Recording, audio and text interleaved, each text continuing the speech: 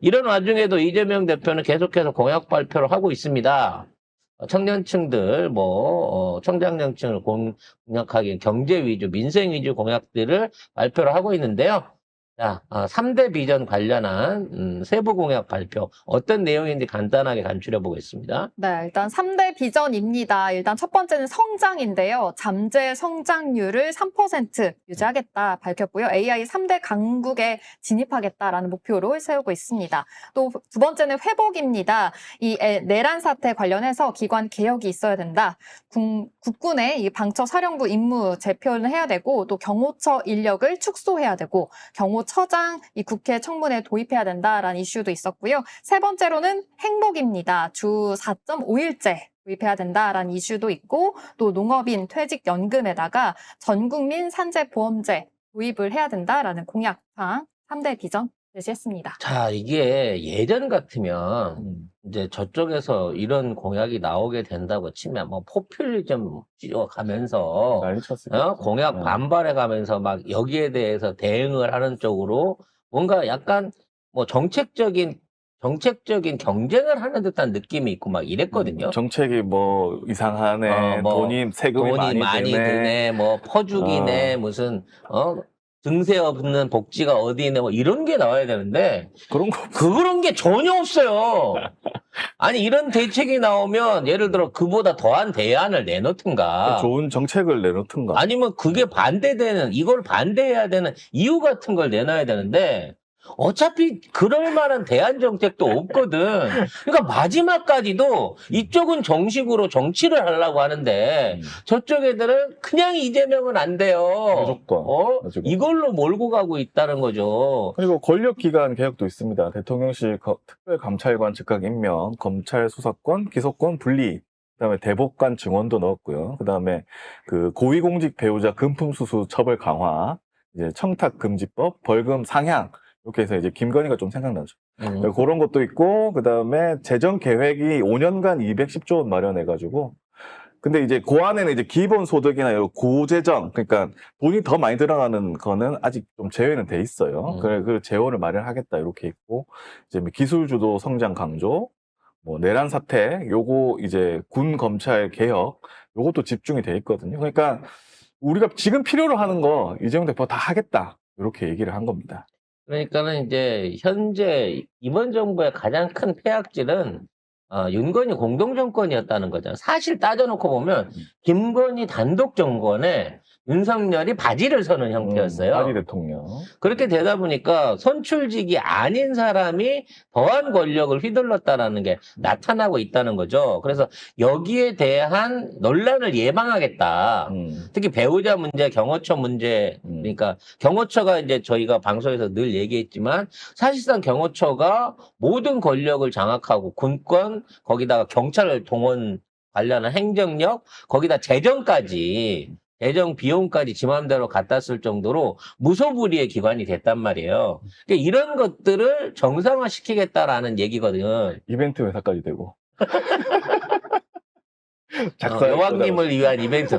진짜 서태후처럼 호수 안 판 게 어딘가 싶어요. 근데 중요한 건 뭐냐?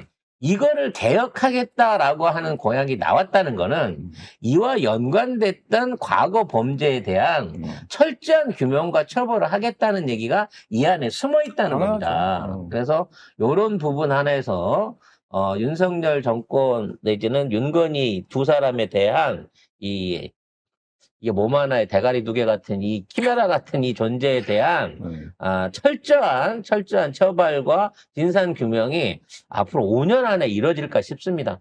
이렇게까지 다방면에 많은 범죄에 많은 규모의 비리를 저지른 인물이 있었을까 싶을 정도거든요.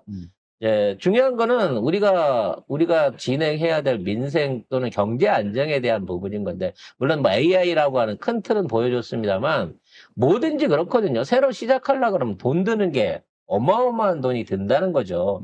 사실, 김대중 대통령이 IMF 극복한다고 이 인터넷망 깔 때, 고속 인터넷망 깔 때, 모르는 사람들은 그게 무슨 돈이 되냐, 헛돈 쓴다. 라고 난리를 했는데 결국 그걸 바탕으로 해가지고 전산화, 그러니까 정부 전산화를 비롯한 대한민국의 어떤 모든 기업과 업무와 이 관련된 것들이 전설화됨으로 인해 갖고 그 경쟁력으로 IMF를 극복할 수 있는 원동력이 됐거든요. AI도 그만큼 투자하기 위해서는 엄청난 재원들이 필요할 거예요. 여기에 들어가는 돈을 210조 정도를 보고 있는 거죠. 그럼 임기가 5년이니까 거의 40조씩 만들어내겠다는 거거든요. 아마도 그동안 윤석열 정부가 일방적으로 깎아줬던 그 법인세에 대한 재조정이라든지 어떤 그 세제에 대한 부분 또는 공기업들에 대한 어떤 조정들 같은 걸 통해 가지고 210조를 만들어낸다고 합니다. 그리고 이게 이제 나중에 증세로 연결이 된다고 하더라도 거기에 대한 고통 분담에 관련된 얘기들을 제안을 하실 걸로 생각이 돼요. 저는 받아들일 수 있습니다. 어차피 우리 미래 세대를 위한 투자니까 우리 돈으로 AI 투자한다고 생각하고 또 그렇게 투자해가지고 논아준다잖아요. 그렇죠. 그거 성공해서 돈 벌면 국가가 투자한 거지만 민간이 돈을 대게끔 하고 거기서 나온 수익을 국민들한테 돌려준다고 하니까 이재명 정부의 어떤 이러한 움직임에 대한 기대치를 더더욱 높일 수 있을 것 같습니다. 그렇죠. 리빙데이님 말씀처럼 그 망해다던 성남도 최고 도시로 만들어 놓은 이재명 능력으로 당연히 가능할 겁니다. 했잖아요. 그렇죠. 그때 성남은 사실은 월급쟁이 도시였잖아요. 빚더미였어요. 빚더미이기도 했는데 그 수익이라는 갚았잖아. 게 그냥 나라에서 교부받는 또는 주민들이 걷어 올리는 세금인 거였거든요. 그러니까 그 정도 권한 안에서 할 수 있는 거는 허리띠 졸라매는 수밖에 없었어. 가계부 예쁘게 쓰면서 열심히 쓰면서 허리띠 졸라매는 거밖에 없었는데 이제는 대한민국을 경영할 수 있는 키를 이재명한테 줬기 때문에 쉽게 말해서 벌어서 잘 살겠다는 거잖아요, 지금. 그리고 송작가랑은 지금도 다르니까. 코스피 네. 또 오릅니다, 계속. 예. 송작가랑은 다르기 때문에 과연 대한민국은 다르기 때문에. 얼마까지 저랑 비슷한 점은 포기하지 않고 계속 시도한다는 거예요. 근데 이재명 후보는 다 성공하는데 그러니까 거기에서 차이점이 좀 나더라고. 네. 많이 나는 건데. 나중에 만나가지고 비법을 한번 배워보도록 하겠습니다.